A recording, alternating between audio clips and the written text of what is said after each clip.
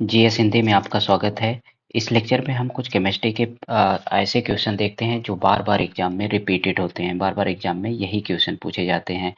पहला क्वेश्चन है, आधुनिक रसायन शास्त्र के जनक किसे कहा जाता है? लावोजियर को या लावोसियर इसे कहा जाता है। लावोसियर को आधुनिक रसायन शास्त्र के जनक कहा जाता है।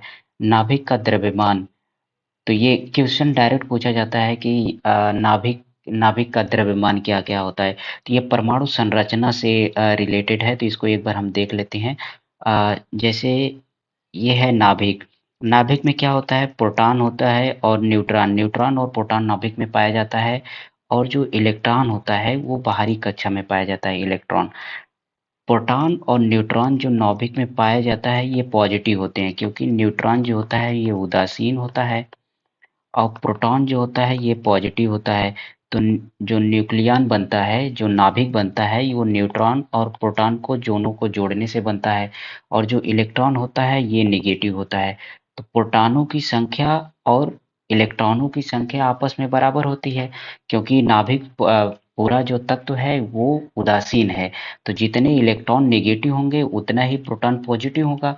तो क्या निकल के आया? इलेक्ट्रॉनों की संख्या बराबर होगी प्रोटॉनों की संख्या के।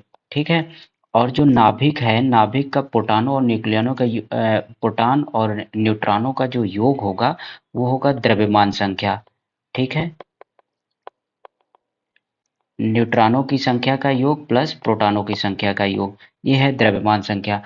और इलेक्ट्रॉन और प्रोटॉन बराबर है, और जो परमाणु क्रमांक होगा वो इलेक्ट्रॉनों की संख्या के बराबर, और यही प्रोटॉनों की संख्या के बराबर बराबर होगा। तो ठीक है, परमाणु क्रमांक की अगर हम बात करते हैं तो ये परमाणु क्रमांक इलेक्ट्रॉनों की संख्या और प्रोटॉनों की संख्या के बराबर होगा, यही यहाँ पर दिया है। तो जब क्वेश्चन में आ जाए कि नाभिक का द्रव्यमान क्या है, तो न्यूट्रॉनों की संख्या और प्रोटॉनों की संख्या का जो योग है वही नाभिक का द्रव्यमान है, और इलेक्ट्रॉनों की संख्या प्रोटॉनों की संख्या के बराबर है। इलेक्ट्रॉनों की संख्या ऐसे याद रखेंगे कि जितना नेगेटिव होगा उतना ही पॉजिटिव होगा, क्योंकि तत्व को हमें क्या करना है? उदासीन करना है। परमाणु क्रमांक प्रोटॉनों की संख्या के बराबर, इलेक्ट्रॉनों की संख्या के बराबर। यही परमाणु संरचना से घुमा फिरा करके इन्हीं में से क्वेश्चन पूछा जाएगा। इसके बाद तीसरा क्वेश्चन देखते हैं, समस्थानिक। समस्थानिक में जो समस्थानिक मतलब उनके स्थान सेम होंगे। जैसे हम बात करते हैं ऑक्सीजन की, तो ऑक्सीजन का परमाणु क्रमांक 8 है, लेकिन इसका जो द्रव्यमान संख्या 16 है। कभी कभी इसका द्रव्यमान संख्या 17 और 18 भी देखते हैं। तो ये क्या है? इसके जो द्रव्यमान है वो अलग अलग है, लेकिन जो उसके स्थान है वो सेम है, केवल 8 होगा। तो द्रव्यमान संख्या अलग अलग हो सकती है, लेकिन परमाणु क्रमांक सेम होगा, इसे क्या कहेंगे? समस्थानिक।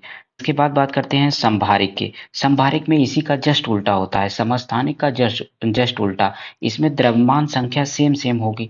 अब द्रव्यमान संख्या के बारे में अगर हम देखते हैं सेम सेम, जैसे कि हम देख लेते हैं कि हाइड्रोजन की, तो 1H3, और हीलियम की बात कर लेते हैं। ठीक है, हीलियम का 3, और ये हो जाता है संभारिक, क्योंकि इनकी जो द्रव्यमान संख्या है वो बराबर है और इनका परमाणु क्रमांक अलग अलग है, तो इसे संभारिक कहा जाता है। ठीक है। इसके बाद अगला क्वेश्चन है, शुद्ध पानी का पीएच कितना होता है? 7 होता है, क्योंकि शुद्ध पानी कैसा होता है? उदासीन होता है।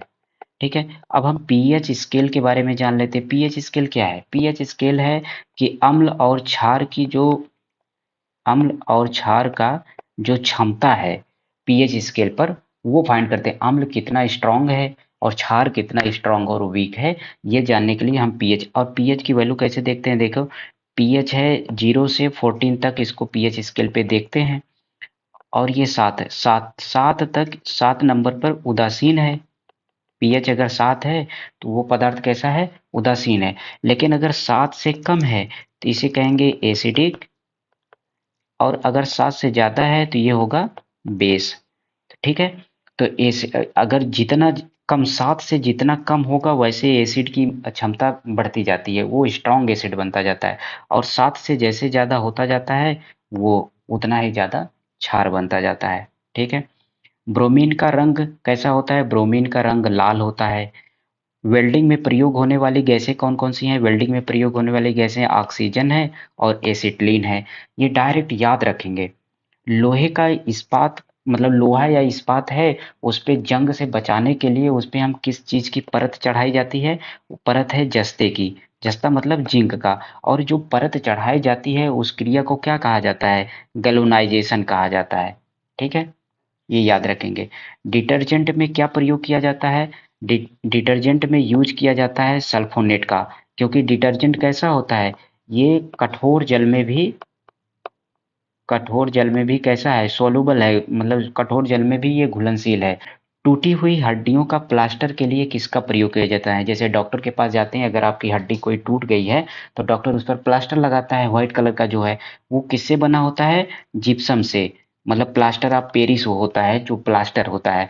तो अब प्लास्टर ऑफ पेरिस कैसे बनता है? ये जिप्सम से बनता है। जिप्सम को जब हम गर्म करते हैं तो प्लास्टर ऑफ पेरिस बनता है। तो जिप्सम का फार्मूला याद रखेंगे, CaSO4 2H2O है। इसको जब गर्म करते हैं तो CaSO4 हाफ H2O है। तो ये प्लास्टर ऑफ पेरिस है हाफ H2O, और 2H2O ये किसका फार्मूला है? जिप्सम का। याद रखेंगे। अब ये हाइड्रोकार्बन की बात करते हैं कि कार्बन, जो हाइड्रोकार्बन है वो किन किन रूपों में पाया जाता है। तो जैसे एल्केन है, एल्केन में कार्बन और कार्बन के बीच में कितने बॉन्ड हैं? एक बॉन्ड है। जब एक बॉन्ड हो जाता है तो ये एल्केन होता है, दो बॉन्ड हो जाता है उसे एल्कीन कहते हैं, तीन बॉन्ड हो जाता है तो उसे एल्काइन कहते हैं। और जो एल्केन होता है ये सैचुरेटेड होता है, संतृप्त होता है, ये कम रिएक्शन करता है। लेकिन जो एल्कीन होता है ये असंतृप्त होता है, ये ज़्यादा रिएक्शन करता है। और एल्काइन जो होता है ये भी असंतृप्त है, ये और ज़्यादा रिएक्शन करने के लिए तैयार रहता है। कार की बैटरी में किसका प्रयोग किया जाता है? कार की बैटरी में सल्फ्यूरिक एसिड H2SO4 का प्रयोग करते हैं। सोडा वाटर की बोतल खोलने पर कौन सी गैस निकलती है? अगर हम सोडा वाटर या कोल्ड ड्रिंक जो उसमें गैस भरी होती है, जब हम खोलते हैं तो वो प्रेशर के साथ निकलता है। वो कौन सी गैस होती है? वो CO2 होती है, कार्बन डाइऑक्साइड होती है। क्योंकि बहुत प्रेशर के साथ कार्बन डाइऑक्साइड उसमें डाली जाती है। खनिज मिनरल क्या है? अब खनिज मिनरल मतलब द्रव है कि गैस है कि अकार्बनिक ठोस है? तो खनिज जो मिनरल है उसे कहा जाता है क्या? अकार्बनिक ठोस। रवेदार मिनरल होता है हमेशा, ये एक अकार्बनिक ठोस होता है, मतलब इसमें कार्बन की कोई भी मात्रा नहीं पाई जाती है। ठीक है। अब ये एक इम्पोर्टेंट केमिस्ट्री का, ये भी बहुत इंपॉर्टेंट क्वेश्चन है, ये भी पूछा जाता है। नागासाकी पर जो बम गिराया गया था, मतलब द्वितीय विश्व युद्ध जब सेकेंड वर्ल्ड वार हो रहा था, सेकेंड वर्ल्ड वार में क्या हुआ था कि दो परमाणु बम गिरे थे। एक तो नागासाकी पे गिरा था और एक हिरोशिमा पर गिरा था। जापान के दो शहर हैं ये, नागासाकी और हिरोशिमा है। तो हिरोशिमा पे जो गिरा था बम वो 6 अगस्त को गिरा था, 6 अगस्त 1945 को। इसका नाम था, जो बम गिरा था इसका नाम था लिटिल बॉय। लेकिन जो उसमें लिटिल बॉय में जो प्रयुक्त पदार्थ था, जो वो परमाणु बम था, उसमें कौन सा पदार्थ? उसमें यूरेनियम का प्रयोग किया गया था। लेकिन जो दूसरा बम गिरा था ये 9 अगस्त को गिरा था, 9 अगस्त 1945, और दूसरे परमाणु बम का नाम था फैटमैन। और इसमें कौन सा पदार्थ भरा गया था रेडियो एक्टिव? ये था प्लूटोनियम। ठीक है, प्लूटोनियम भरा गया था। वनस्पति तेल से वनस्पति घी बनाने में कौन सी गैस प्रयुक्त होती है? इसमें कई क्वेश्चन बनते हैं जब एग्जाम में, जो क्वेश्चन आते हैं। पहला तो यही है कि वनस्पति तेल से वनस्पति घी बनने पर कौन सी गैस निकलती है? वो निकलती है H2। अब ये देख लेते हैं समीकरण। वन वनस्पति तेल ये है, ये ऑयल फॉर्म में है। वनस्पति घी मतलब होता है डालडा, यही डालडा की बात हो रही है ये। तो वनस्पति तेल मतलब ये ऑयल है। जब इसमें हाइड्रोजन गैस मिलाई जाती है, हाइड्रोजन गैस जब प्रयुक्त होती है तो इसे 150 से 180 डिग्री सेंटीग्रेड पर गर्म किया जाता है। और एक इसमें उत्प्रेरक मिलाया जाता है जिसका नाम है निकिल। तो निकिल उत्प्रेरक की उपस्थिति में वनस्पति तेल को हाइड्रोजन के साथ जब रिएक्शन कराया जाता है तब बनता है क्या? वनस्पति घी। तो ये उत्प्रेरक भी याद रखेंगे। वनस्पति घी बनाने में कौन सा उत्प्रेरक प्रयोग किया जाता है? उसका नाम है निकिल। और कौन सी गैस प्रयुक्त होती है? Hydrogen gas. ठीक है, ये दो इंपॉर्टेंट क्वेश्चन याद रखेंगे। आयोडीकृत लवण कौन सा है? मतलब जो खाने वाले नमक है हमारे पास, वो किन किन चीजों से बनता है? एक तो पोटेशियम आयोडाइड का होता है, पोटेशियम आयोडेट का होता है, सोडियम आयोडाइड होता है, और सोडियम आयोडेट होता है। इन चारों में से कोई भी ऑप्शन में होगा वही सही होगा। तो अब potassium iodide, potassium iodate, sodium iodide, sodium iodate. Okay. इसके बाद हम देखते हैं खाने का नमक किससे बनता है। खाने का नमक जो NaCl है, खाने का नमक नमक कैसे बनता है, तो ये प्रबल अम्ल होता है और प्रबल क्षार से बनता है ये दोनों। क्योंकि प्रबल अम्ल प्रबल क्षार दोनों मिलते हैं तो कैसे वो प्रोडक्ट बनाते हैं, वो कैसे बनाते हैं, उदासीन। तो NaCl भी उदासीन है, KNO3 भी उदासीन है, और दोनों कैसे हैं, प्रबल अम्ल और प्रबल क्षार से बने हैं। इसके बाद देखते हैं कि सभी जैव यौगिक का अनिवार्य मूल तत्व क्या है। जैव यौगिक का मतलब होता है कि हाइड्रोकार्बन। तो जितने हाइड्रोकार्बन हैं दुनिया में, वो सारे, उनका जो हाइड्रोकार्बन है वो एक तो हाइड्रोजन और एक कार्बन, दो चीजों से बने हैं, जो जो दो तत्व से। तो जो कार्बन है ये मूल तत्व है। तो याद रखेंगे कि सभी जैव यौगिक का अनिवार्य मूल तत्व क्या है, कार्बन है। ऑक्सीजन की उपस्थिति, ऑक्सीजन किसमें अनुपस्थित होता है, कैरोसिन के तेल में। कैरोसिन का तेल कौन सा होता है, मिट्टी का तेल। तो जो मिट्टी का तेल होता है इसमें ऑक्सीजन नहीं होती है, और ऑक्सीजन नहीं होता है तो होता क्या है, कैरोसिन कैसे बनता है, हाइड्रोकार्बन से। और अभी ऊपर बताया गया कि हाइड्रोकार्बन में क्या क्या होता है, एक तो हाइड्रोजन होता है, एक तो कार्बन होता है, दो ही चीज होता है। तो इसमें ऑक्सीजन क्या होती है, नदारत होती है। ठीक है। अब ये भी कई एग्जामों में लगातार पूछा गया क्वेश्चन है, तो सिगरेट लाइटर में प्रयुक्त गैस कौन सी है, सिगरेट के लाइटर, उसमें प्रयुक्त गैस है ब्यूटेन।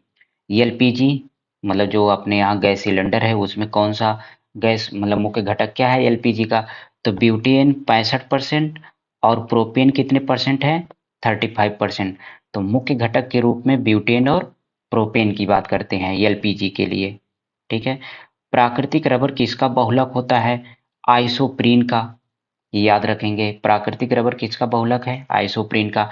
टेफ्लॉन किसका बहुलक है, टेफ्लॉन पॉलीटेट्राफ्लोरोएथिलीन, ये भी याद रखेंगे। और इसका शॉर्ट फॉर्म में याद रखेंगे PTFE। तो PTFE जो है पॉलीटेट्राफ्लोरोएथिलीन, ये टेफ्लॉन का मतलब इसका बहुलक टेफ्लॉन है। और इसका प्रयोग क्या होता है कि जो बर्तन होता है, नॉन स्टिक बर्तन, मतलब बर्तनों पर ना चिपकने वाली जो सतह बनाई जाती है वो किसकी बनाई जाती है, टेफ्लॉन की। बैकेलाइट, अब बैकेलाइट कैसे बनता है, बैकेलाइट जो होता है वो फिनॉल और फार्मेल्डिहाइड दोनों के संघनन से बनता है। संघनन क्या है, जैसे अगर वाष्प है तो वाष्प कैसी है, हीट है। तो वाष्प जो है ये इसको अगर ठंडा करते हैं, इसका टेम्परेचर कम करते हैं तो ये बूंद के रूप में कन्वर्ट हो जाती है, तो उसी को संघनन कहते हैं। तो जैसे फिनॉल है, तो फिनॉल और फार्मेल्डिहाइड जब को संघनित किया जाता है तो क्या बनता है, बैकेलाइट। बैकेलाइट क्या होता है, वही जो स्विच बोर्ड वोर्ड बनता है इन सब चीजों से। इसके बाद लास्ट क्वेश्चन इस लेक्चर का हम देखते हैं कि ट्राइग्लिसराइड क्या है, ट्राइग्लिसराइड कैसा है, ये वसा है। Thank you.